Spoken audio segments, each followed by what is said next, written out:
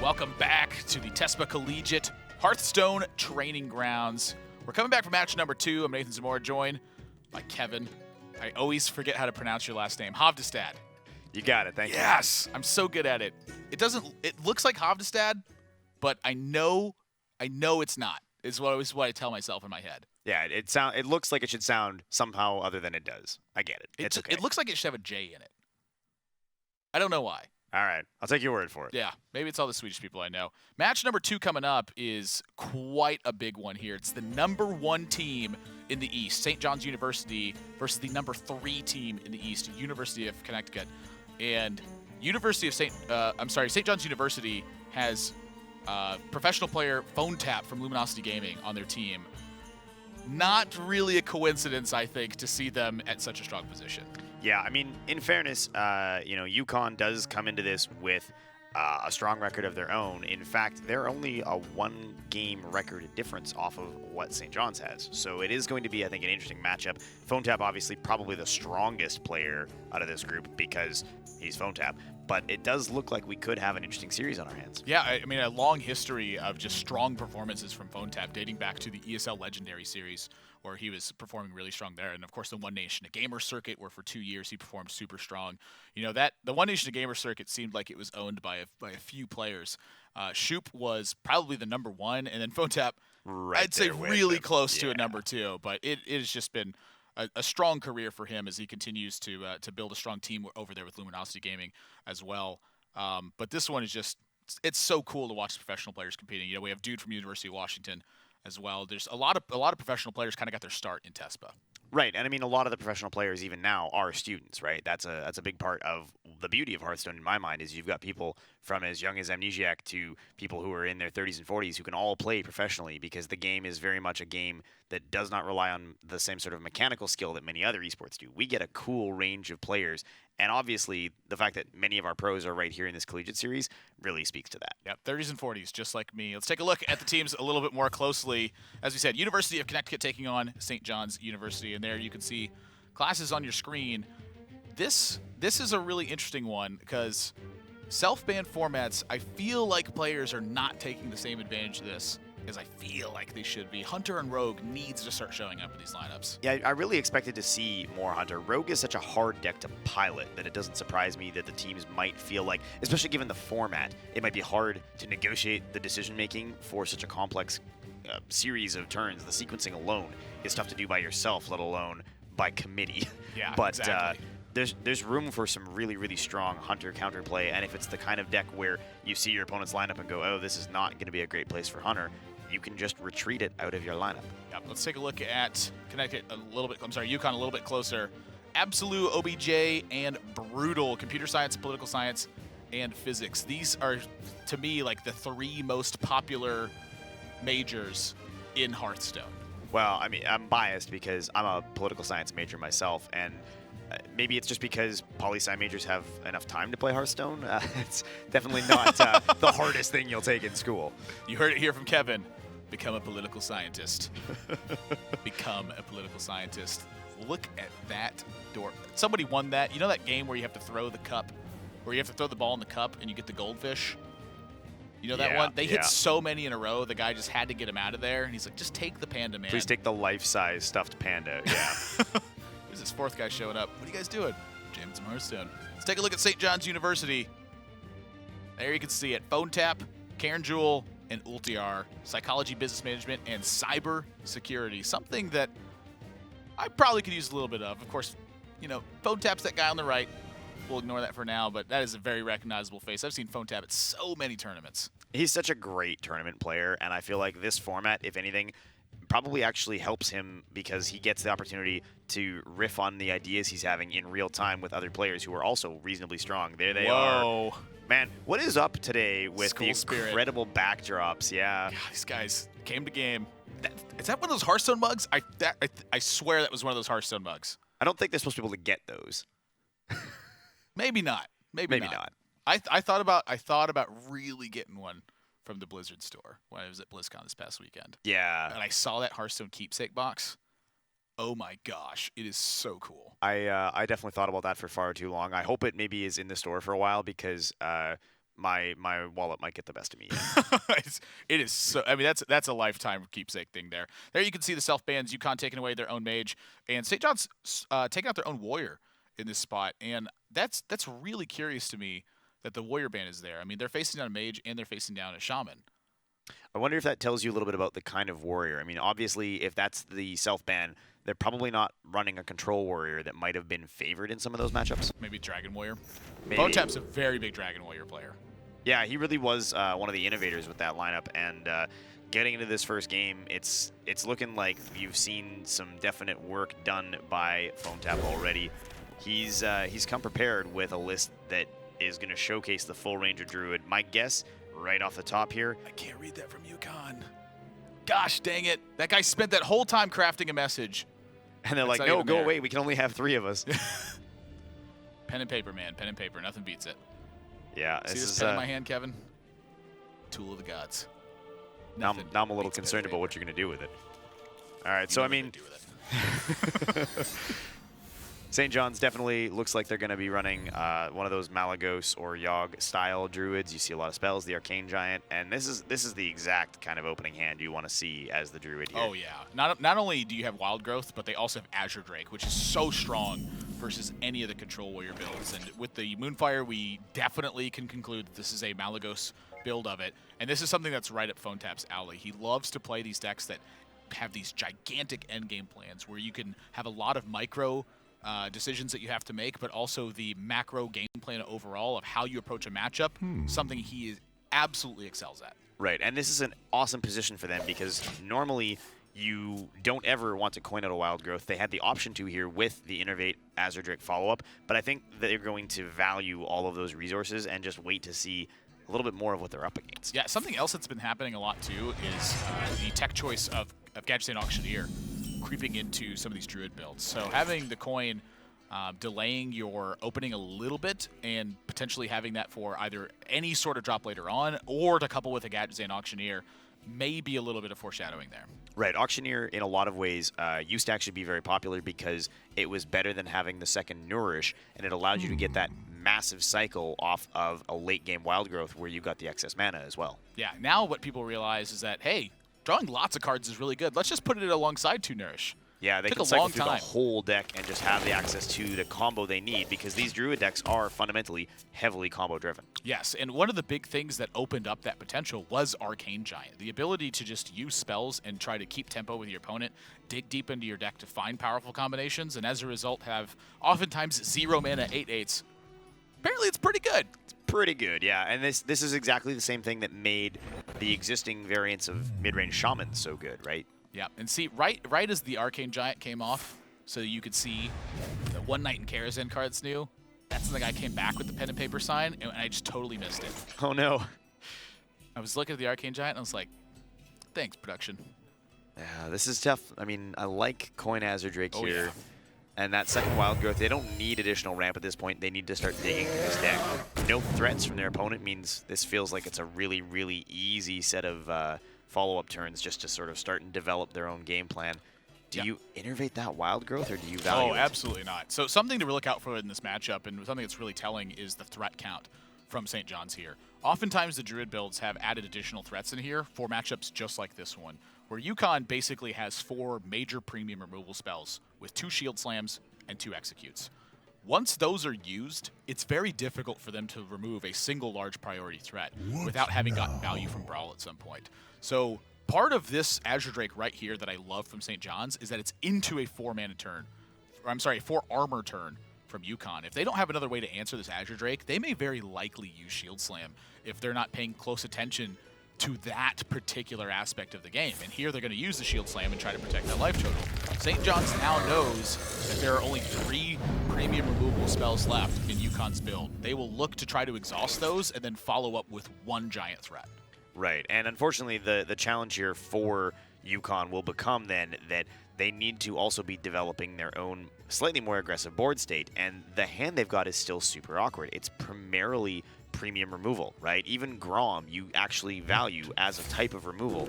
So St. John's here able to really just continue to dictate the pace of the game. I actually am surprised here to see them cycle on the Wrath. Yeah, so Wrath in a lot of matchups has kind of two really different game plans you use, where versus aggressive decks, obviously you need to take care of the board state.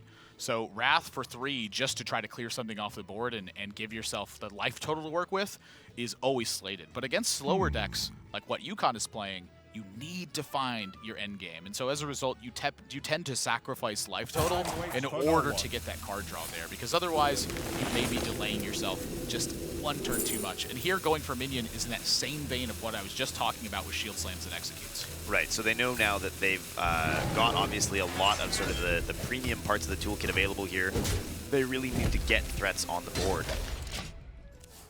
It is definitely a slow, grindy game plan from the Druid. You have to take a lot of awkward-feeling turns in order to make up disadvantages. And something you'll see St. John's doing this game is playing very aggressively with their life total in terms of taking additional damage to find a favorable spot later on. They've already started that with the Ravaging Goal. Right, and they know, too, that, I mean, they're going to know very quickly here that Yukon has no threats to develop of their own. So this could very well be just a hero power coming out of Yukon because they simply have no other viable plays. Yeah. That means that now St. John's easily answers the 1 health of the Ravaging Ghoul and can choose to develop something of their own. They're going to be in a position very soon here where even that Arcane Giant can come down, and there's no removal in hand for Yukon to answer it. Yeah, I think the Sylvanas here is a really big blessing for Yukon, actually. The fact that they use that Shield Slam very early, and they have one of the best threats against Druid, because the Druid has to invest damage into Sylvanas somehow, or they have to risk an absolutely big swing happening by Sylvanas stealing a minion. When St. John's has to use Living Roots as part of take care of that, that cuts into that endgame Malagos damage that St. John's is looking for. And so Sylvanas, as a result, plays a major role versus Druid specifically. So this turn, I think, again, very likely to be slow. They may choose to innervate the Clockwork Knight, but something else to keep track of is how many innervates they use. Once they use too many innervates, they no longer have access to Malagos Innervate Swipe as additional damage. And so there's lots of little things that they have to constantly do to clean up all the loose ties. And so you may see them just delay the Clockwork Knight. The pressure isn't so as much important about the timing of it as it is just about getting the clean pressure eventually. Right, and fundamentally, their game plan has to include continuing to bait out removal. If they do see the opportunity to try and counterplay Sylvanas before it comes down, that may encourage them to play the Clockwork Knight, but they need to have something on the board here that says to Yukon, you need to answer this. That's the turn. That is some incredible patience being exercised, and indeed it is. And honestly, I can't say I blame them. Innervate is super important in the endgame here, and Yukon, at this point, they know what St. John's hand is looking like right now. It's a lot of utility, maybe some Arcane Giants. Which may very well be part of their strategy, is trying to sort of wait and see how St. John's responds. But this game is going to go the distance because neither of these teams is really in a position to actually start and rush the other team down. Right. They're both going to sit process. Back. This is a long build we're in for here. I love these games too. Yeah, it's unfortunate in a way because that first Raven Idol, Clockwork Knight, kind of the best of 3 sort of very weak choices that they had available to them. It doesn't do anything for them synergistically, and it's just a way to get a body on the board. Yeah, Clockwork Knight, you can say you're right on time, but it's turn 7, buddy. You're a bit late. He forgot to update his clock for DST. It's okay. Oh, that's a nice turn here for Yukon. They've got the slam to cycle. They can clear the Clockwork Knight. Elise is not valuable to them in any way. And Ironforge Portal behind that, just an enormous possible swing potential. Yeah, one of the things that's really interesting for Warrior is that it's kind of been in the same camp versus Druid for a long time, where minion pressure on board is one of the best ways to fight against Druid. You need to be able to clear their bigger mid-range minions with minions and have your shield slams and executes be very impactful towards the end of the game. Totems Not the other way around. So when you're playing minions into your opponent's larger minions as the control warrior, that's where they can struggle. The fact that they got Elise on board and can use slam to wipe out a 5/5, very beneficial for them. Right, and they are still holding some really, really powerful removal in just the Brawl. I mean, the fact that they can stay on the board, they still have Brawl in hand, there's definitely going to be some questions asked as UConn continues to be the team that's developing a board, and St. John's is continually the team that's forced to answer that. Yep, St. John's going to go for the Arcane Giant right now, and don't mind it. Again, just one threat at a time is the way that St. John's sees their post matchup. That is one of those Hearthstone bugs.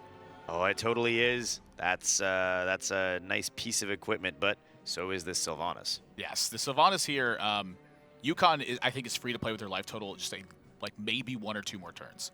After that, it will start piling up, and they'll be starting getting in the range of that Malagos burst damage. So they need to start answering the board state. And here, St. John's is going to have a really interesting moment in front of them. And when they draw Fandral, not quite as interesting, but something to look out for here is that St. John's going to value a potential weak steal from Sylvanas alongside Living Roots, or do they value just pure value here? Well, and there is the possibility too, right? If Fandral comes down, they could potentially find something from that Raven Idol that would allow them to make a decision and alter the state of this game a little bit. It's 1 Living Roots down, so that cuts into Malagos damage, but they are trying to cut into this steal potential. Oh, wow. That's the worst outcome. They are not going to feel good about that. It's a risk that they can absolutely recover from here with Fandral and Feral Rage behind it, but it does feel like they've definitely expended some massive resources to do this. A second Fandral. A second Raven Idol. Wow. This is crazy. I mean, those are the exact type of cards you want to have available to you in a spell-driven Druid. Not only that, but in a value matchup as well, where the Fandral getting both a minion and getting a spell is kind of the ultimate effect of that versus a grindy matchup where the extra resources are paramount to the endgame strategy.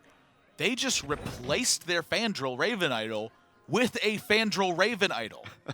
And they're going to be in a position now where they don't have to feel like they're going to race to get combo pieces drawn out. It doesn't punish them at all that they don't have a Nourish in hand. They don't have to fish for things with, I mean, they can fish for things with the Wild Growth, but Fandral into Raven Idol alone is an enormous, enormous set of resources.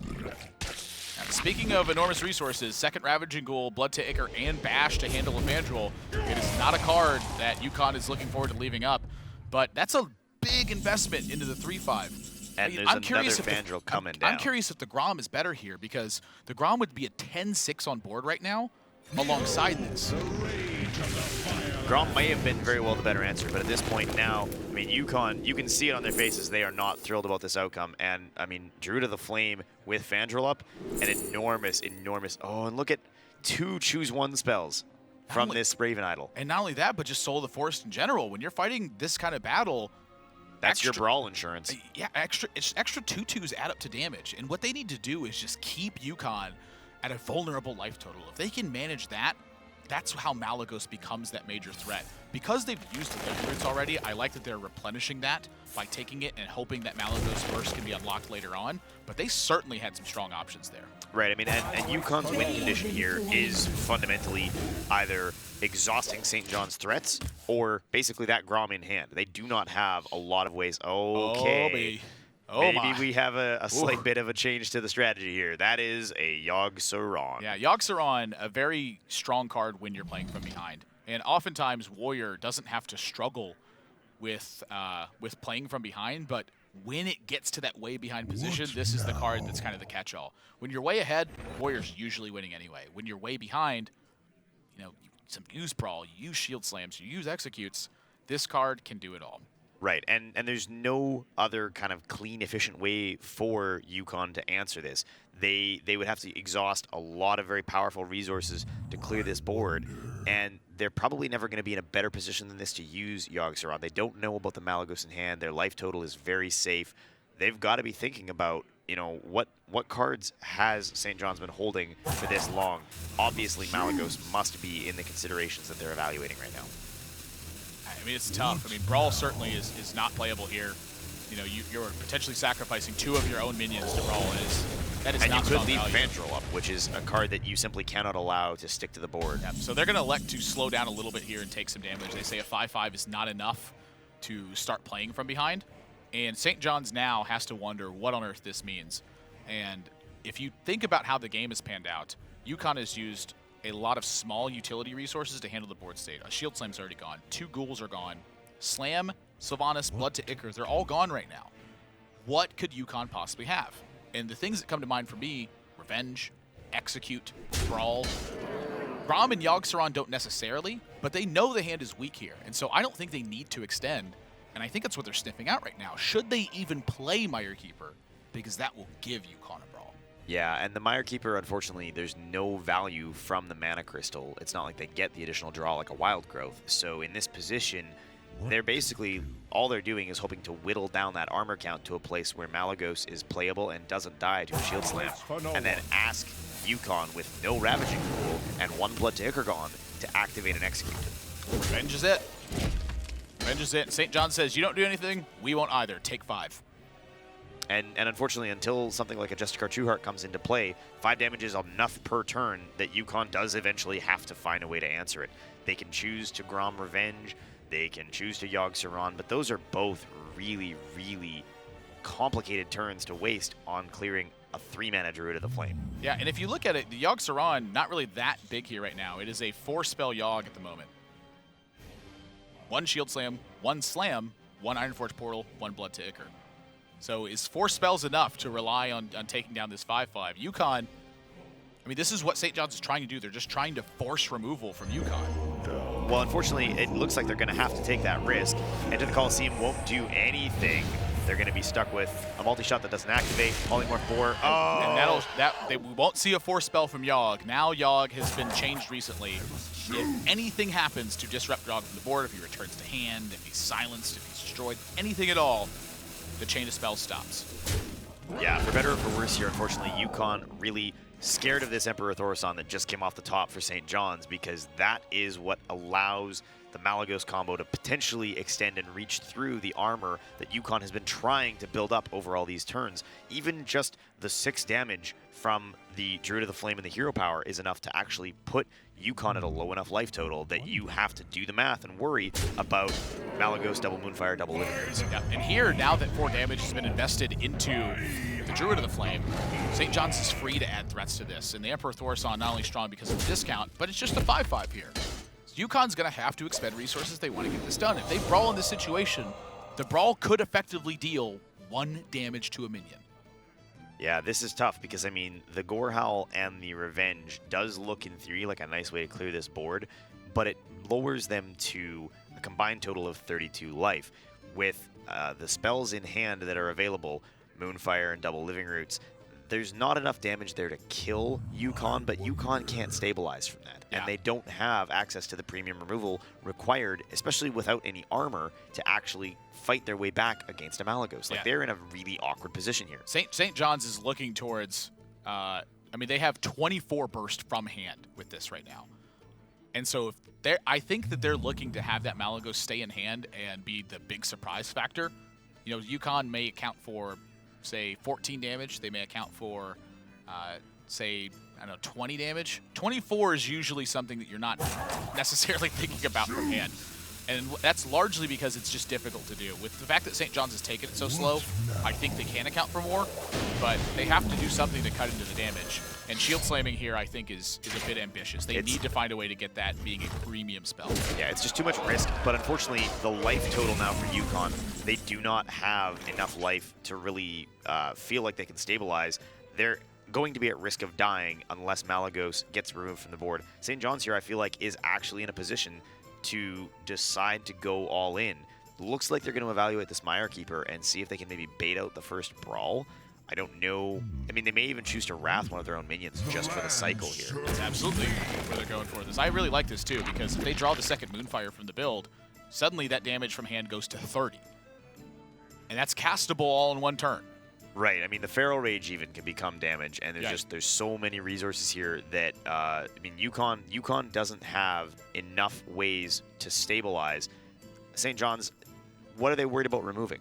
There's very little that they actually have to worry about seeing come down from the warrior that represents a meaningful threat to them right now. Yeah, St. John's debating whether or not they want to put 2 damage or 1 damage onto the Mirekeeper, which would open them to Baron Geddon here, or 1 damage onto the Slime token, which would open them to a second Revenge and having an impact here. So not the most deliberate and and crazy turn ever, but the thing is that St. John's is thinking about everything. They are taking into account every single little thing, and that's why UConn is in this tough spot. Well, and St. John's, at some point, they're doing the math. They know they don't have lethal, but at some point, they're going to have to say, we only have these resources. We only have these spells. We have to find some way to turn them into the damage to win this game. Every time UConn takes even this little bit of chip damage, they're opening themselves up to the combo more and more every turn. Yep, and if Innervate gets drawn, the damage from hand is instead 29. And Baron Geddon gets drawn, and I tell you what, it's just a strong threat versus UConn right now. It deals 2 damage at the end of turn, and then attacks for 7. Right. Seems good. And baits out more of that premium removal. They absolutely can't afford to trade with the Gorehowl into the Baron Geddon because it opens them up to the Malagos combo. And they're doing the math around that as we speak because they know that there are 4 to 5, depending on cost, discounted cards in hand. They've got to think very carefully. They can't spend the execute. They may actually be forced to brawl the Baron Geddon if they have the ability to do so. Yeah, this is a weird spot. What a game that this one is turning out to be. Take it for the Grom is still in hand. The Grom's starting to get awkward at this point too, where they don't have a way to activate it, and it's not going to kill an Arcane Giant. It's not going to kill a Baron Geddon. It's got to be coupled with something. Right, but they continue to value it as a win condition card, and that's a risk. Ooh, that's a big one. I mean, Ragnaros could actually be what they need to stabilize here. Now the problem is if that Ragnaros misses, they lose the game. If they choose to go with Ragnaros solo as the answer to this, and it misses, the game's over. But they don't have any other options. I mean, if they use the Gorehowl to clear the Geddon, they're dead either way. They've taken the 7 damage to face. They can't armor up for enough. Neither Ragnaros nor Grom represents a way back into the game. They'll go to they'd be at 1 life after the Malagos combo. 1. Which means nothing else comes off the top. A Feral Rage would kill them. A Moonfire would kill them. Almost all the damage in the deck from St. John's would kill them at that point. So I think you're right. I think they have to rely on this Ragnaros. I mean, they can choose to try. They can use Grom and Execute, which is the most awkward possible use of those resources. They can't afford to expend them both in that way. I mean, it's the safest, technically. It protects their life total the most. But in reality, they're basically all in on the outcome of this Ragnaros. Yeah, my concern with that is if you use Grom and Execute, do you have enough gas to actually finish through the rest of the threats? And that's exactly what UConn's thinking about right now as well. Yeah, I mean, they have to evaluate the safe outcome versus the what do we play to our outs with here, and Ragnaros is the out they have to play to here. But they need this Ragnaros to kill Baron Geddon. And it misses. St. John's going to take game number 1. Baron Geddon survives, and a very, very deliberate game plan from St. John's will yield them a victory. They're going to count this damage up multiple times, I'm sure, but it is more than there. Yeah, with the Geddon on board, I mean, they've got plenty of power. They can do it with a little bit of room to spare. You can see Phone Tap leaning in and showing them the math. This is definitely their game. Confirmation from all 3 as the Essence of Magic takes game number 1. That is an impressive showing from St. John's to have the patience to hold on until they had the full combo. And despite the early significant armor totals from UConn at one point had 17 armor, but they still didn't have the resources to survive the enormous combo potential coming down from St. John's here. They see it coming. Yeah. As soon as that damage gets launched, see, that's the thing, though, is when I do that in a tournament, my opponent knows they can bluff me at that point, and I always get bluffed, because I'm always the guy that's like, there's no way he'd just sling these cards. He's got it.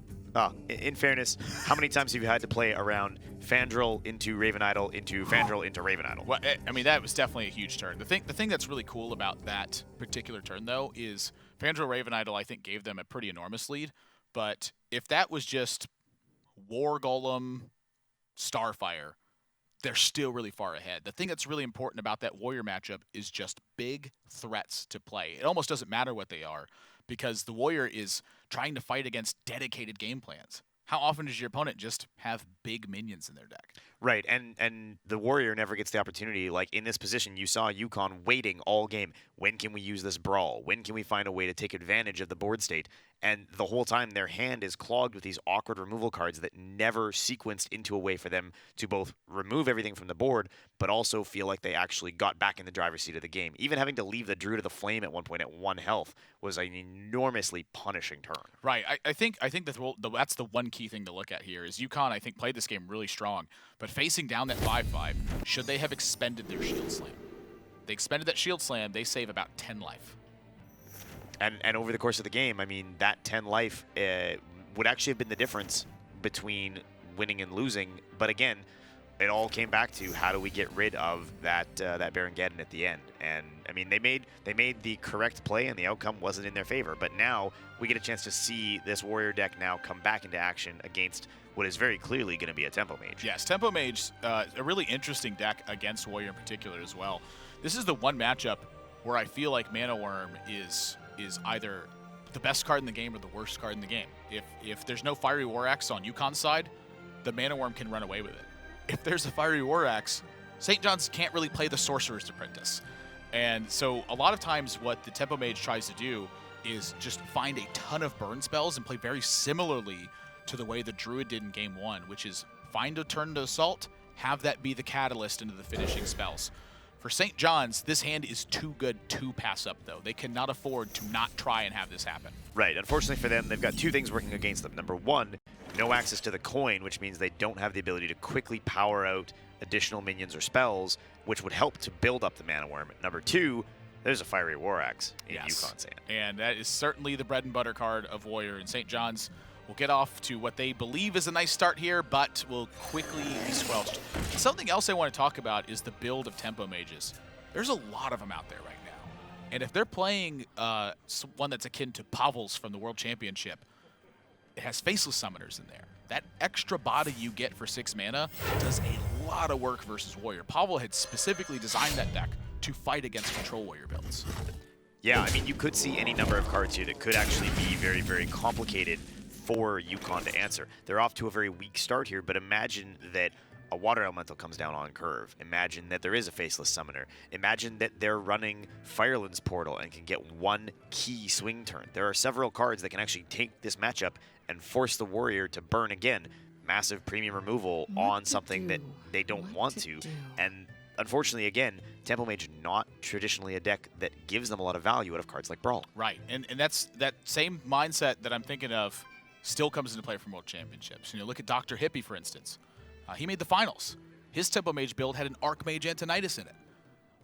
That same reason, trying to find these endgame pushes. There's so many different ways that the Tempo Mage can play that UConn's got a lot of guesswork on their hands. Right, and unfortunately, the only thing that really is preventing St. John's from being able to dictate the pace of this game is that turn 1 Fiery War Axe, because they just don't get the ability to do anything. Their follow-up turns are awkward. That's a big draw. Yeah, Justicar Trueheart, I mean, that is the deciding card in so many Warrior games. If they can get that out early, there's no possible way for Tempo Mage to develop enough damage to claw their way back in. Yeah. Now, St. John's, they're not slowing down. Here's the thing. They've sacrificed that Sorcerer's Apprentice to try to get some pressure rolling here. And against UConn's hand right now, that is likely to succeed. Unless UConn picks up a draw for this, either Sorcerer's Apprentice or Flamewaker is sticking to the board. And if they go for the Flamewaker, I mean, you have to think about what you can do to remove that as the Warrior. And in turn 3, it basically comes down to, do they have some way to activate and execute? Second Revenge. It's looking a little shaky. Yeah, this feels really bad because they're going to have to play this Acolyte of Pain. They're not going to get enough draw off of it for that to be valuable. And now St. John's is actually in a position where, despite the fact that they lost 2 of the best early game cards to that single Fiery War Axe, they've exhausted the first one. There's nothing in UConn's hand that matters in the upcoming turns. They're going to be able to actually apply a lot of pressure in the early game now. Yeah, I think this is certainly the turn that St. John's looks at this hand and goes, we're going to have to take some risks. We have Azure Drake as our reload, and there's a chance that they have Acolyte's Pain, there's a chance that they have Forgotten Torches, Arcane Intellects, a lot of ways to keep the gas rolling. And so this turn, not only is before Brawl can happen, but it's also just a really strong turn. They just saw UConn play an Acolyte into a 3-2. They know that the hand is weak right now. They probably read this as Brawl and are looking to push damage right away. So when they see Revenge, that's likely to change how they perceive this. Right, and this does give them the follow-up turn with the bash. It does allow them to sort of stabilize. St. John's needs big pickups off of these draws. They're not getting subsequent Flamewaker synergy here. This does nothing for them. But, as mentioned, there's the Firelands portal. They are thinking about how do we get a big swing turn once the Warrior has expended premium removal on our existing board state. That is a draw and a half right there. UConn picks up Brawl to start cutting into this board state. Right now, almost nothing in their hand got the job done properly. The Brawl it's going to leave a high priority threat down no matter what, but it's a blessing. They have to do something to get this board under control. Right, there's no other way for them to get 2 minions off the board, and at what other point in the game are there likely to be 3 minions on board for a Tempo Mage? Like, this is probably some of the best Brawl value you could hope for. Wow, all right, here we go. So the Barnes in Tempo Mage. Now this can hit some pretty scary targets depending on what the late game is. Lots of late game Tempo Mage includes Ragnaros. And that could have been something that would have been enormously decisive, especially to have come down right after you've seen the Brawl. Right. The Loot Hoarder in here is a little bit telling about this build, too. The Loot Hoarder and Barnes, these are the builds that kind of came into play when Tempo Mages realized they could play these long value games because of cards like Firelands Portal, where if it goes through a grind, you still have some strong game. In this spot, the Loot Hoarder and the Barnes, this tells us that Acolyte of Pain is in this build. This tells us that they have high endgame potential with 1 or 2 tech choices. Yeah, I'm curious what those tech choices exactly are. Yeah, I really do believe that the Barnes basically tells you that there's a Ragnaros available as the late game here, because that's such an enormous thing to hit. And, I mean, this is now a game where UConn needs to stabilize early. They need to get back in control because St. John's, they've got just straight burn, and Firelands Portal right now represents 8 damage plus additional minions on the board. And you've seen a lot of the good removal from UConn already. Oh, yeah. Fireworks is down, a Brawl is down, a Bash is down. The shadows beckon. Shadowcast. I'll take a 4/4. Yeah, not exactly what you want to see, but it's also more than enough to get the job done. I mean, 7 damage on the board and the amount of damage in hand. For better or for worse here, UConn actually is probably going to have to think about the Ravaging Ghoul and the hero power here, and just hoping like crazy that that's enough. Yeah, and this is why Tempo Mage is so scary, is turns like these. That's 12, 16 damage exactly, St. John's. That's lethal off the top. The second Frostbolt was the only card in the deck that delivered lethal this turn, but they had a lot of draws that would have piled this on. There's another Firelands Portal, very likely. There's a second Fireball. There's Forgotten Torch, the Ragnaros chance. This is one of those matchups where if UConn can't get control, St. John's is going to run away with it, and that's exactly what they did. Yeah, so that's an enormous pickup here for St. John's. All they've got left now is that Shaman yet to play, and that's going to be a very, very difficult match for UConn no matter what they bring. Shaman, just a scary package that has the ability to run away with the game at any time. Yeah, something that's really interesting to note is that we've seen a lot of players have target Shaman strategies, and when the Shaman just gets the Shaman draw, it doesn't work. That's one of the reasons that Shaman's so powerful, is they always have that Tunnel Trog Totem Golem style open that can deal you so much damage that there's just not a recovery state. Now, my curiosity is what the tech choices have been from St. John's so far. That's what has been a big difference in a lot of their games, is these little tiny things that are making the big picture difference. And if they manage to have a Bloodlust somewhere in this list, every single turn that UConn leaves totems up, they're at threat.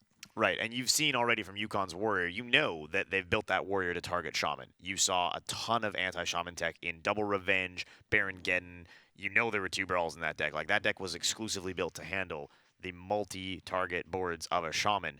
It didn't work for them against the Tempo Mage, but, I mean, they have to beat a Shaman now with every single one of their remaining decks, including that Warrior. Yes, and one of the big differences between the Tempo Mage and the Shaman build is that if this is a mid-range Shaman, it doesn't have as many burn spells as the Tempo Mage has, where that's kind of its bread and butter package, is being able to deliver burst from hand. The Shaman is going to basically rely on Spirit Claws and Lightning Bolt to be direct damage to the opponent, and the board state to do it otherwise. And that's why you have the 2 copies of Brawls and the 2 copies of Revenge. If those are the board states they're finding, UConn can very easily run away with that game. And if they don't hit those draws, if they don't have a Brawl available to them by turn 5 or turn 6, they're in a position where a single Thunderbluff Valiant coming down is basically the game. So here we go. It's going to be a Shaman Mirror first and foremost, and there's that Bloodlust. Speak of the devil, yeah, this is definitely the type of game that UConn, I mean, they need a big win here. I like the choice, actually, to take on Shaman with Shaman and just make sure that you've got the resources necessary to close this match out. Whew! And what an opening hand from UConn. Spirit Claw's double Maelstrom Portal. Maelstrom Portal, one of the most important cards in this matchup, and the reason why is the cleanup potential that it plays. A card like Lightning Storm is going to cost 5 mana over the course of 2 turns, and it's a heavy investment to answer board states. Maelstrom Portal, on the other hand, cleans up things very nicely and gives you minions for 2 mana. And 9 times out of 10, what are you trying to clear up? Totems. They have 2 health. You're running multiple sources of spell power in this deck as the Shaman player trying to activate your Spirit Claws. St. John's, even if they start to get on the board here right now, all it takes is for UConn to have any source of spell power, and they're able to quickly and efficiently not only clear the board, but get their own board, and at no overload cost. Yes, and that's something that has been rotating into Shaman decks more recently, is additional spell damage. We saw Amnesiac in opening week of BlizzCon play 2 copies of Kobold Geomancer. From the top 16 to the top 8, there was a deck resubmission period where players could change anything they wanted to submit 5 classes. Almost every Shaman player then brought 1 copy of Kobold Geomancer to supplement that spell damage. If UConn has that as well, they will have multiple opportunities to have major spell damage turns. Right, and even if they don't, I mean, you're looking at Wrath of Air Totem as a strong possibility. Every time you hero power, you're looking at the ability to throw down Thalnos, 1 of 2 Azure Drakes. It's hitting something with the Barns. Like, there's so many ways they can get the outcome they need here. And unfortunately for St. John's, because they elected to coin out the Feral Spirit, they can get a little bit of board control back here, but they're going to be enormously vulnerable to removal from their opponents, and they just don't get to develop anything this turn. Yes, and the Tunnel Trog is slated for kill right now. If they leave the Tunnel Trog up and they run into Feral Spirit, they're going to have a tough time. So there's 2 different ways to play it. Number 1, they could simply put 2 damage onto the Tunnel Trog, so that if it gets a power buff, it simply trades with one of the Feral Spirits. The second one is just to double attack it. If they double attack it, they have to worry about Maelstrom Portal. Yeah, and Maelstrom Portal, if they double attack it, I mean, there's a 50% chance that the totem that comes out next turn is the Wrath of Air, sets up the 2 spell damage on that Maelstrom Portal, and that's it. Now they've got no board against what will end up being a 4-minion board that actually has a decent amount of power and the premium removal of 3 damage on that Spirit Claws.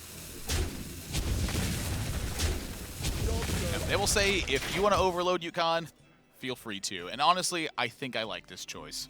In UConn's spot, this is one of the turns where they can overload, but it certainly will hurt their turn 5. It will delay it'll delay Barnes, it'll delay Azure Drake. St. John's is trying to get some sort of disruption going here. And with Think From Below being drawn, UConn's just going to shut that down. It's now up to St. John's to figure out how to get this board state back. Right, I mean, UConn is looking at that removal and saying, you know what, we can't overextend and throw away our removal at this stage of the game. We're going to need that later on.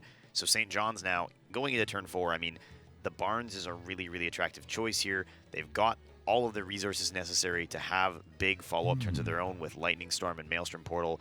They're going to be able to clear a big board without too much difficulty, but they also probably want to just get on this board to a greater degree. There are some really, really good Barnes targets in mid-range Shaman. Like, that could pull something very powerful for them. Yeah, Manatide Totem certainly comes to mind. I think oftentimes when players are playing Bards, it is very indicative of Manatide Totem, and Ragnaros has found its way into just about every mid-range Shaman build.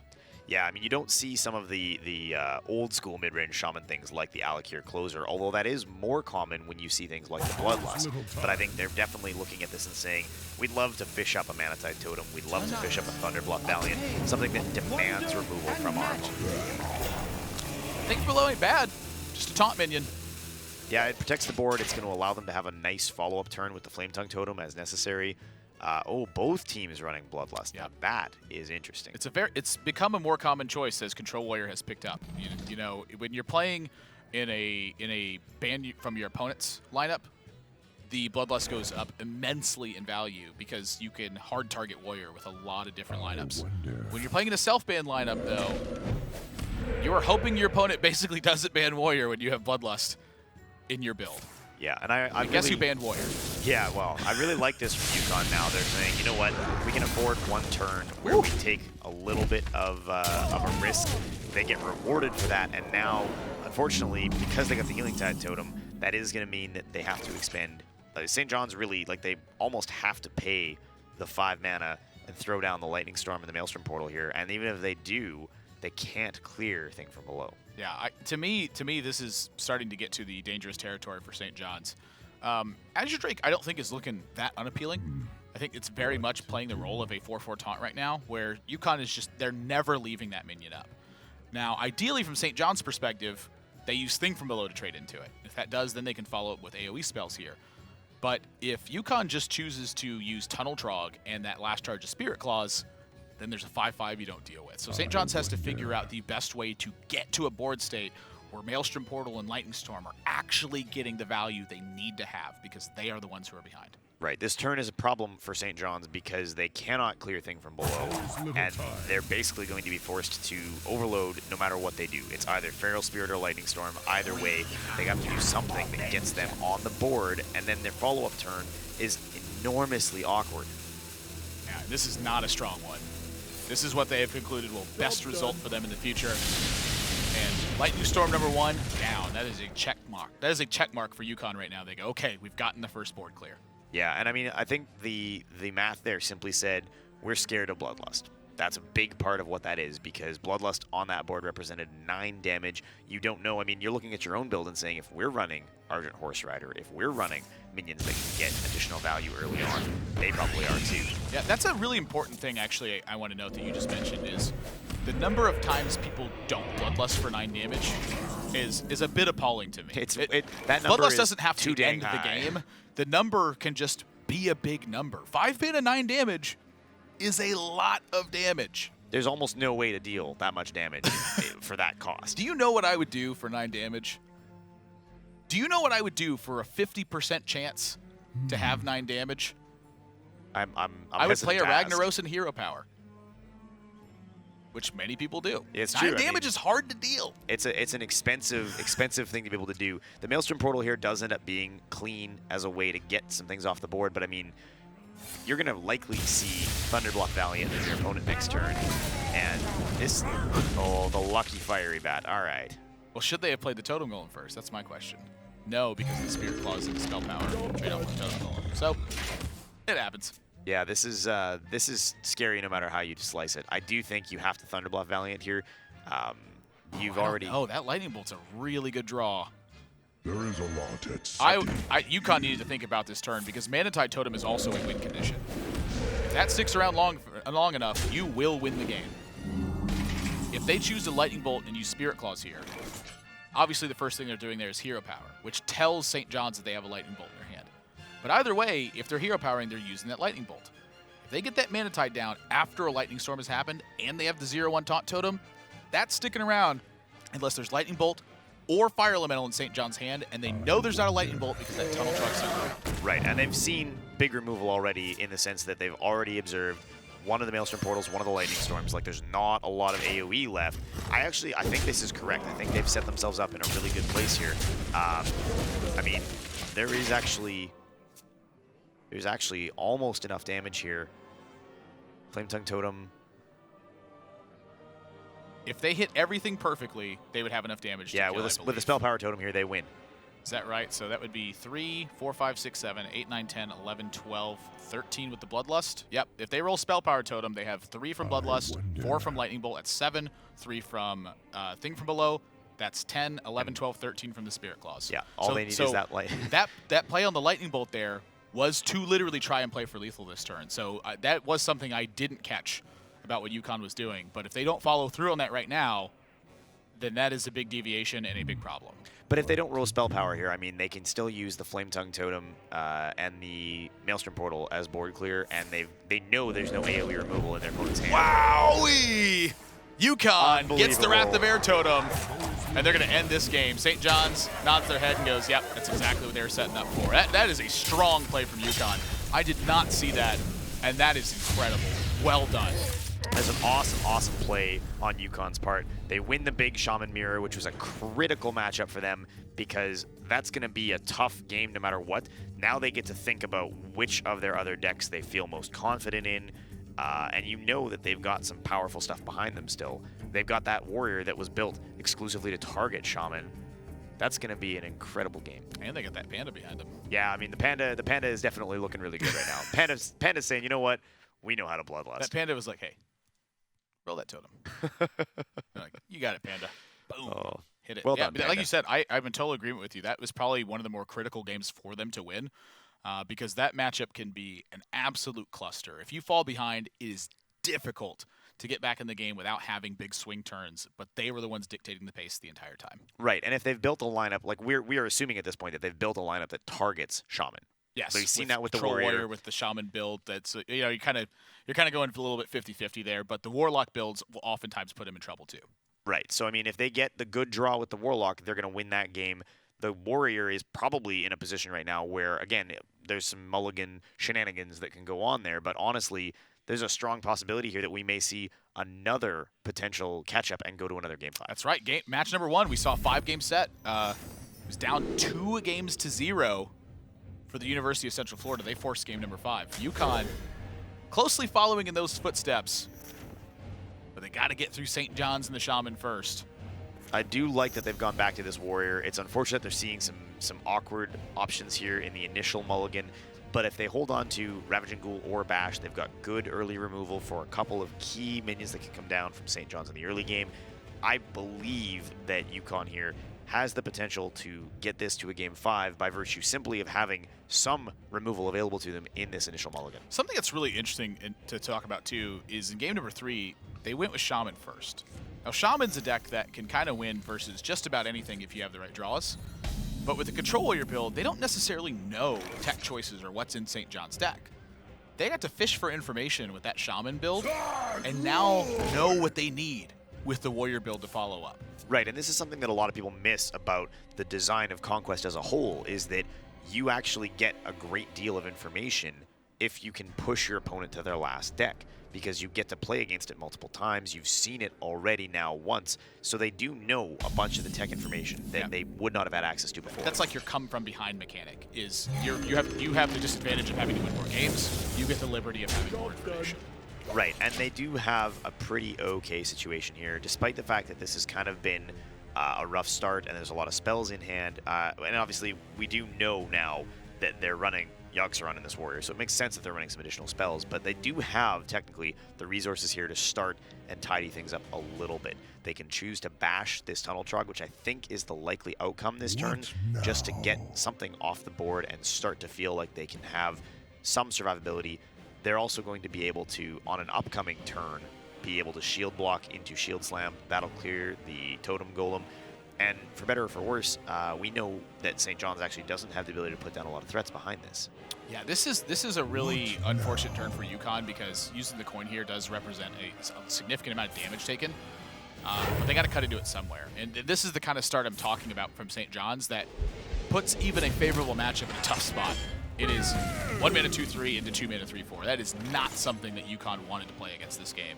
And the fact they've run into it early on means they are forced to take additional damage. Right, and had you seen, for example, the second Totem Golem come down there, or something that really pushed additional damage, It's like game over. yeah, that's going to be very difficult for UConn to come back from. Whereas right now, they do get a bit of an opportunity to stabilize. Now, this turn is a bit ugly. You don't really want to shield block here because you want to synergize with the Shield Slam, but it may actually still be their best option. It's kind of the shield block here is actually a little bit interesting to me because if you shield block here, next turn you get armor up Shield Slam. Now the thing about that is the armor total does definitely matter, and they do forego the opportunity cost of armoring up this turn.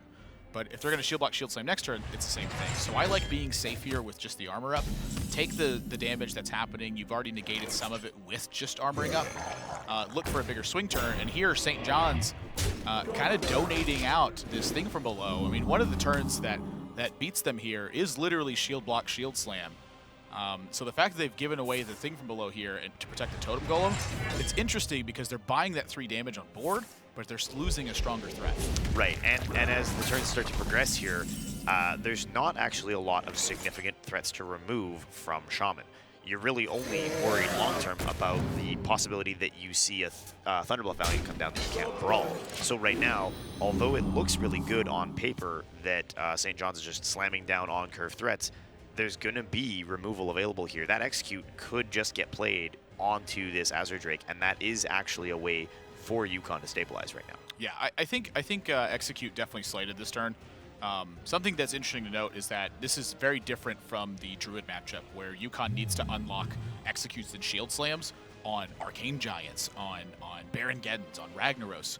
Against St. John's, UConn only needs to get to the end game, and if they get there, that's usually where they find their win rate. Yeah, I mean, if they see anything of significance come off the top in this deck, if they see on an upcoming turn the early Justicar Trueheart like they had in the previous game, that is all it takes for them to be very, very stable.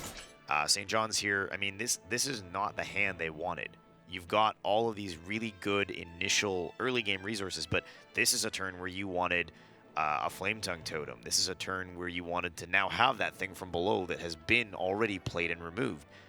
They get to put a whole bunch of threats down, but they've got to be playing concerned and conservative because they haven't seen the brawl yet. Yeah, something that's really interesting to me about the early pressure from St. John's is that they had some follow-up to it, but the follow-up to the follow-up was really weak, and that's sort of a mouthful, but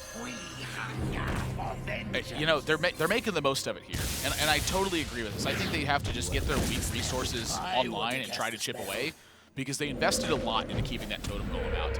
And something I want to note from UConn is the Blood to Ichor being really weird to me over the Slam. They need to find some other resources to handle the board state, and they chose to go with Blood to Ichor prior to the Slam. Yeah, I really thought the Slam would come down there because the cycle alone would have been more valuable on that turn. And this actually is, again, a little bit awkward. They're going to play this Revenge to clear the board, but the Revenge itself is actually a really good late-game way to get back into a game that may otherwise be lost. They're forced into it here by virtue of not having seen a brawl, by virtue of not having had the earlier Fiery War Axe. They're going to be basically now trying to catch up, and St. John's, though, just doesn't actually have... They need to see Thunderbluff Valiant here. They need to see a way to develop a long-term board state, not just this little bit of chip damage. I mean, even playing the Maelstrom Portal, they were looking for a minion that had a little bit more sturdiness, that could actually stay on the board for a while, because they're not going to get removal value from Maelstrom Portal against Warrior. Yeah, this is something that's really noteworthy here, is that there's 2 Argent Horse Riders. I've seen some ones. I can't remember last time I saw 2. And 2 of these, I think it's very likely to me that Mana-type totems are actually like not in this build. Like, where do you fit them if you have 2 Argent Horse Riders and 2 Feral Spirits? Yeah, and you've seen, I mean, Lightning Storm, you've seen a lot of resources that suggest that there's not room for there to be. But then, I mean, if that's the case, like, this Shaman build can't possibly then refill in the late game. Like, they're going to actually run out of resources here with this awkward hand clogged with removal as opposed to threats. I think it's a very high possibility. I mean, they're looking to try to end the game. They've clearly been trying to chip away and chip away and chip away and hope that Bloodlust can get the job done. But every step of the way, UConn has had the answer.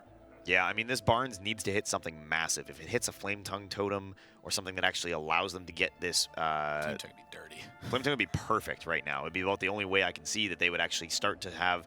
Because obviously, UConn has told St. John's, we do not have a brawl. There is no brawl available here. So I think they're looking for spell power here, hoping to use their life as the way to remove the Geddon. That didn't play out. I don't actually love the decision here to play...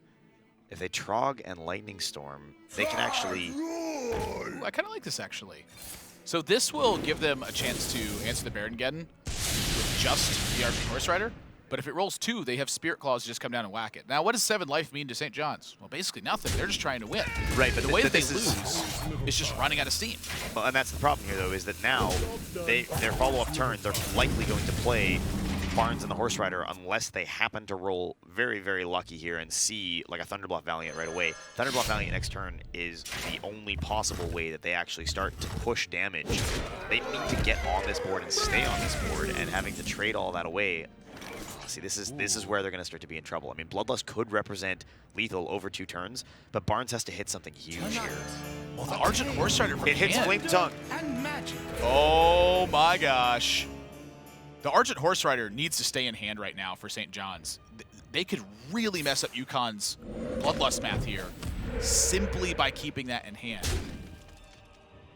And, Does this UConn game just got crazy. Does UConn have a way to stabilize here? I mean, they have to kill the Flame Tongue Totem. It has to die. Do they have... I mean, the resources they have in hand won't do it. They don't have a way to actually survive.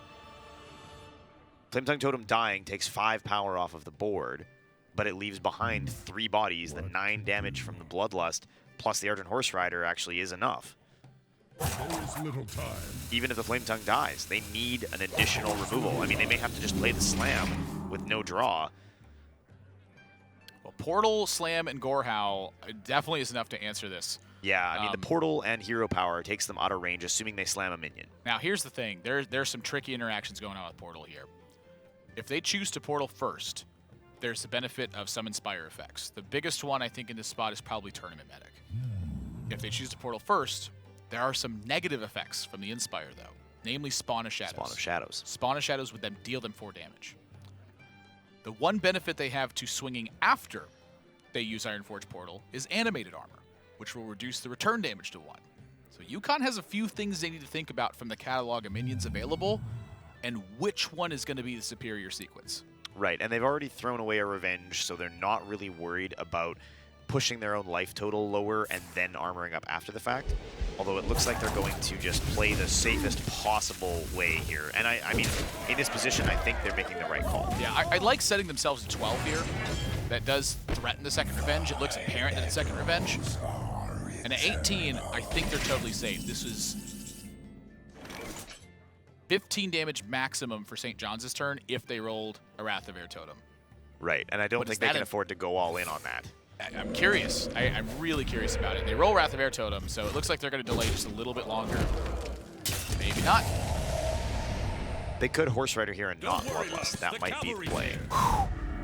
Now, we were just talking about this too. It's 9 damage.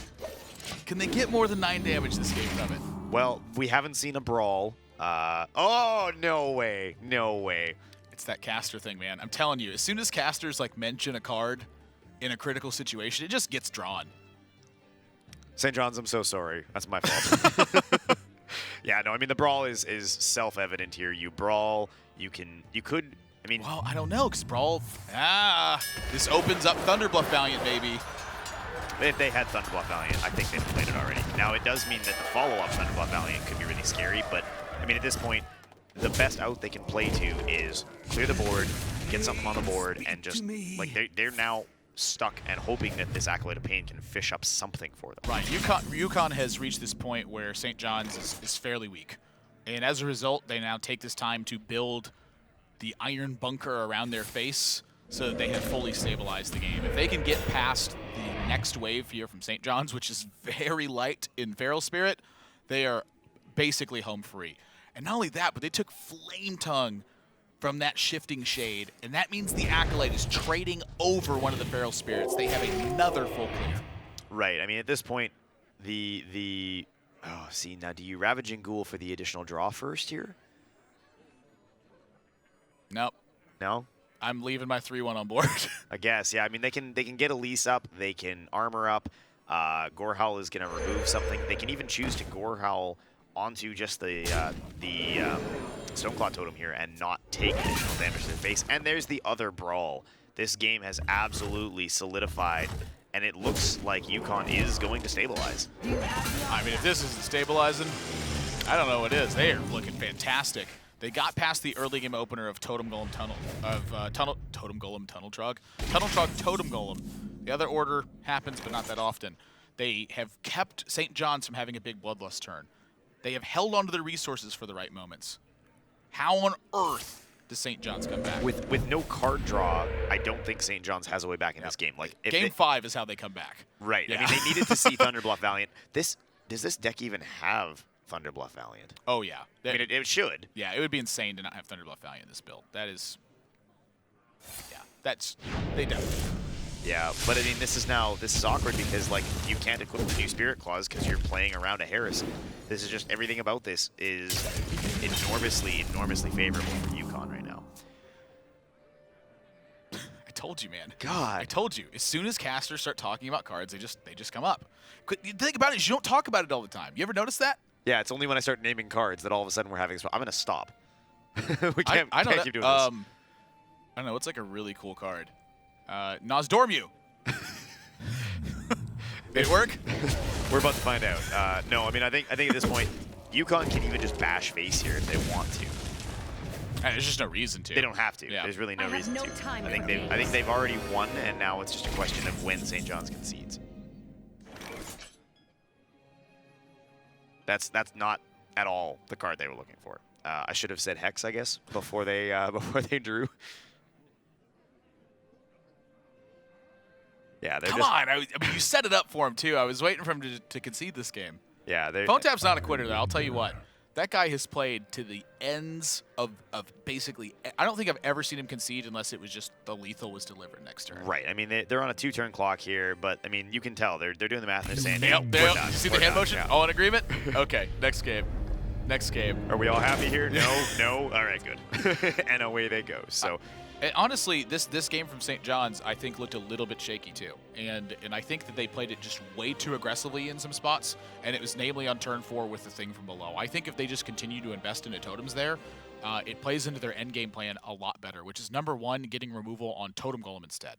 Number 2, it's discounting the thing from below so they can have a bigger swing turn. Number 3, it's starting to threaten the Thunderbluff Valiants and the Bloodlust that they have in their build. And so the fact that they played it so fast, it played right into exactly what UConn was trying to do, which is turn by turn remove the strongest threat. the other thing to keep in mind, though, is that they didn't roll anything off of that Maelstrom portal that could stick to the board. Had that been any kind of minion that survived the Ravaging Ghoul, then they wouldn't have cleared the board cleanly because there would have been something from the Maelstrom portal or that Totem Golem left behind. There would have been something additional on the board. And, I mean, even one additional minion that doesn't get cleared that sets up the Bloodlust later in the game. I mean, there were plenty of times where we were very close to seeing UConn get knocked out. They were sitting on, like, doing the Bloodlust math, maybe 2 or 3 health after Bloodlust, and they just kept getting lucky with having just the right removal. I mean, that's a really good point to make, too, is that the mapping on the damage there for St. John's is really important. We're knowing that if they get a minion that survives, that they can unlock that Bloodlust turn potentially further down. So that is definitely something they were looking towards. But I'm curious which one of those has a higher success. You know, in my experience playing against Shamans as Control Warrior, I hate when they just click that totem button. When I'm playing the Shaman myself, I always feel like aggression leaves me very vulnerable. That's been my experience with it. Right, and you always are thinking very carefully about, you know, the situation where you do want to utilize Maelstrom Portal efficiently. Maelstrom Portal quite frequently ends up being good removal when you've got spell damage on the board. There were lots of opportunities where, with the right combination of spell damage, that actually was premium removal for St. John's, and they just never got the opportunity they needed, so they had to spend it just to put a minion on the board. Yep. Game 5, UConn on Zoo, St. John's back on the Shaman, and this is not the Zoo opener they are looking for. Turn 2 is dead at the moment. They've already drawn a Doom Guard. And Flame Imp, of course, the minion you're looking for at the start, but St. John's even has Totem Golem to check that. Yeah, this is going to be a rough start here for UConn. I mean, it is nice to note that with Silverware Golem and Doomguard in hand, their turn 5 is going to be an enormous swing turn, but it actually makes this next turn very awkward. Wow, what a draw! With the Crazed Alchemist, it does it all. It doesn't just kill Doomsayers, it also deals a point of damage to Totem Golem, and that alone is enough, I think, to get UConn in the driver's seat. Right, I mean, UConn in that position, because of the state of their hand, which is quite awkward, really couldn't afford to life tap, despite that being the natural other option for them if they had no turn to play. Now, they're able to play this Imp Gang boss, and, oh man, like these... It's Imp Gang. Yeah. This card is cards a are so nightmare good. for Shaman. This kills totems, it kills Blood Mages very effectively, it's not targetable by Urgent Horse Rider, it survives Spirit Claws. Imp Gang boss is one of the reasons that Zoo is so good versus Shaman. Right, and the follow-up turn here, where you still know that eventually that Doomguard Silver Golem combo is coming down, means that, I mean, UConn is going to be dictating the pace of this game all the way down. Now, the one kicker to that is Blood Mage Maelstrom Portal. That is a very strong turn versus Warlock.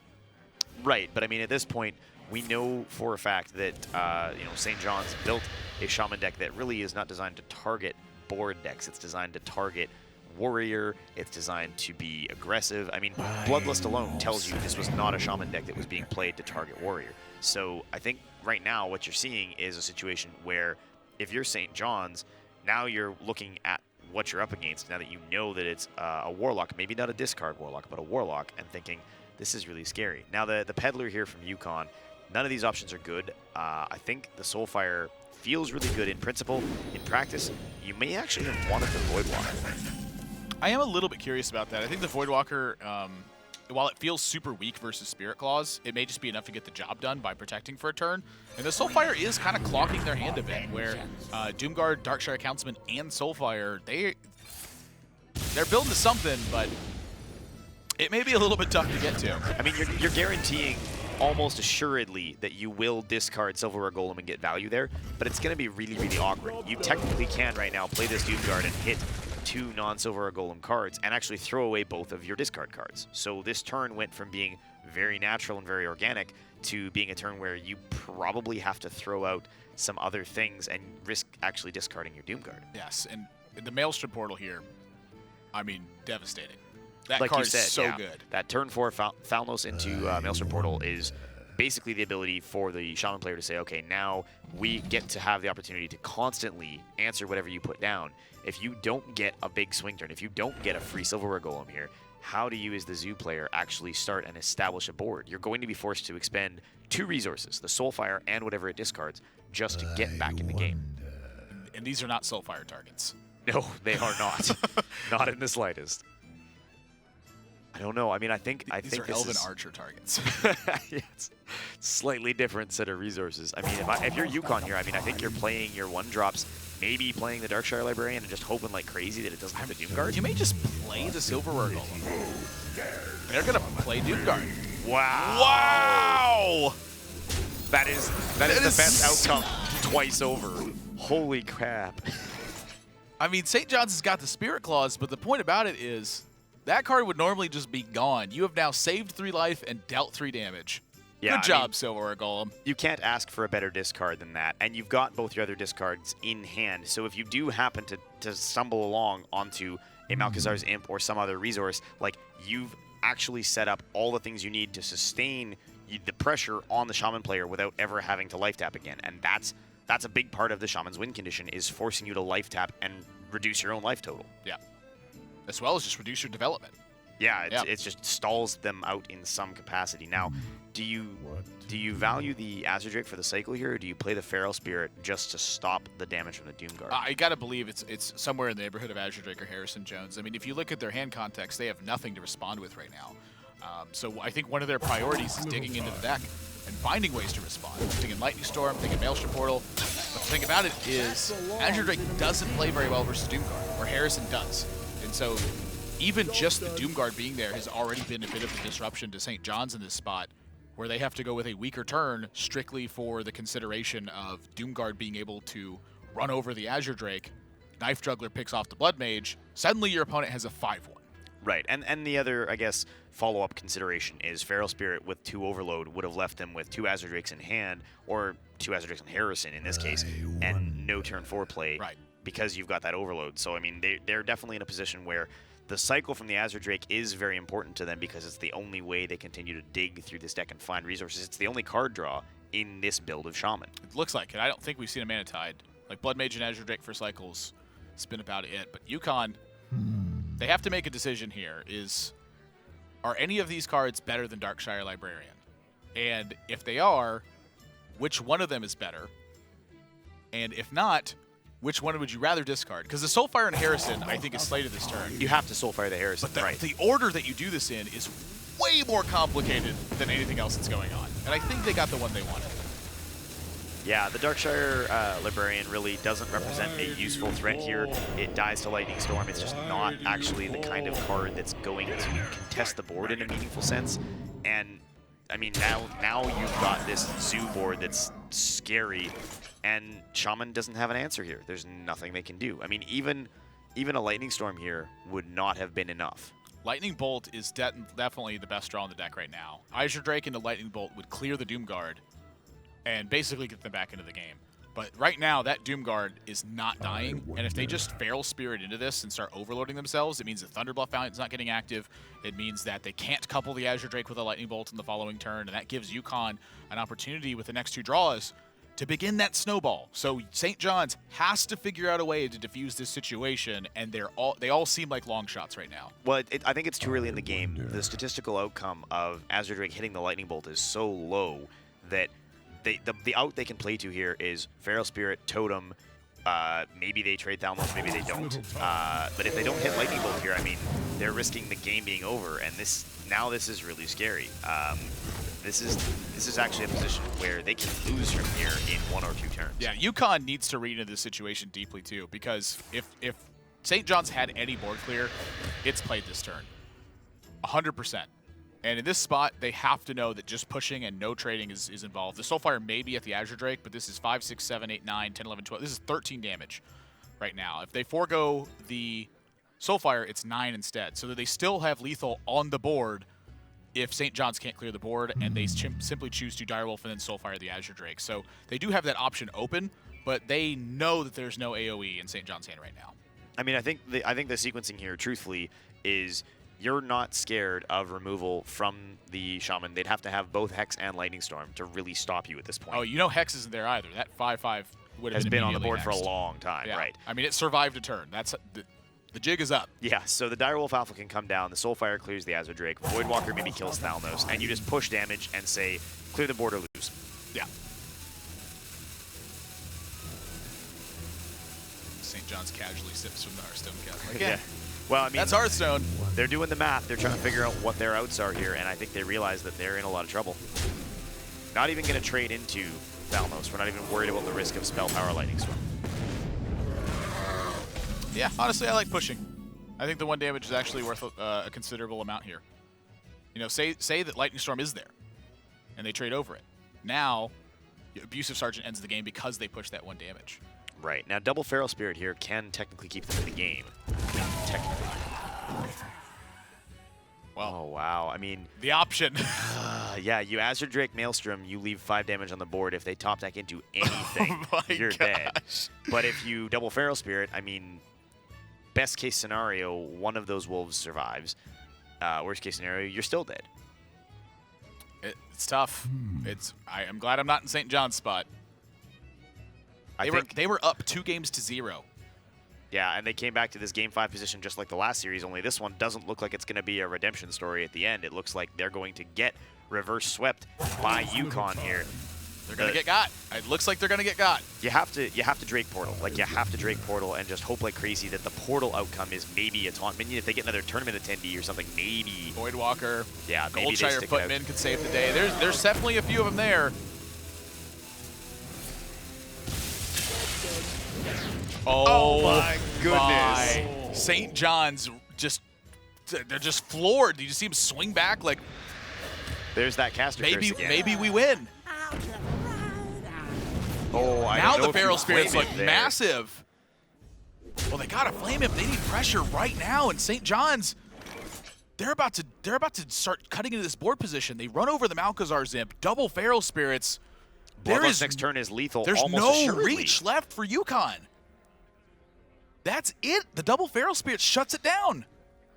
Yeah, I mean, this is not like that other Warlock deck that had all of the clever removal in Hellfire. This is just straight up discard lock. If they don't have a way to clear the board, I mean, best case scenario, there's going to be minimum 3 bodies left on the board, and Bloodlust alone is going to be lethal. The way that they win is they draw Soulfire, and then they draw Dark Peddler into Soulfire.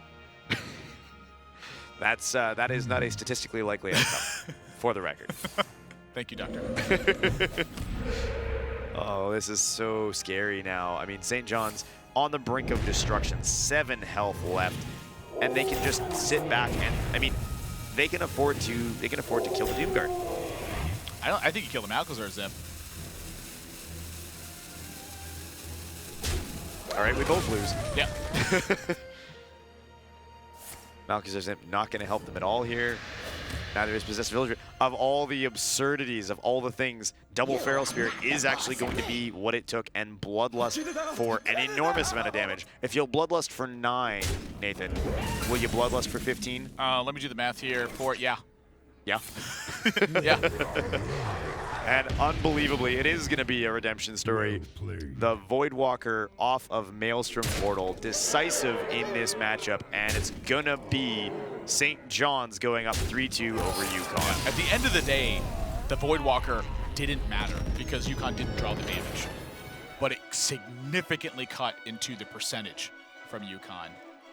St. John's, my gosh, I mean, that is they played this game extremely well, taking every single percentage that they needed to try to get back into it because they were playing from behind. And when you're playing from behind, it's playing to some of those long shots that get you back in the game. Right. I mean, they took the necessary risks and they played to their outs. Just taking the risk on that Maelstrom Portal alone ended up being what they needed to do to stay in the game. The Feral Spirit play, had they gone that route the prior turn, would have left them with insufficient resources to actually get the Bloodlust and the overload cost, preventing them from clearing the board. They did exactly what they needed to do to find the only way they could have gotten out of that game. Yep, UConn, still fantastic set from them, forcing game number 5 afterwards. Very clearly hard targeting Shaman. You can't take credit away from them either. So get out there and show your school spirit. Let these guys know you are proud of the way they played. You can visit us on Facebook or you can tweet at Team Tespa. If you're looking to play perhaps in some of the upcoming Tespa seasons as well, there's been $1 million in scholarships given out between Heroes of the Dorm, the Hearthstone event that happened at PAX South earlier this year. There's plenty of stuff coming up. You can visit tespa.org for more information. We also want to thank those who have made this broadcast possible. We're powered by Twitch here at the studios in Burbank, and a special thanks to Gunner and to Steel Series for helping contribute to these players' streams as well. Second match is in the books, but we got one more for you tonight. It's going to be the University of British Columbia, which Kevin is super excited about, versus the Academy of Art University. Match number 3 coming up right after this.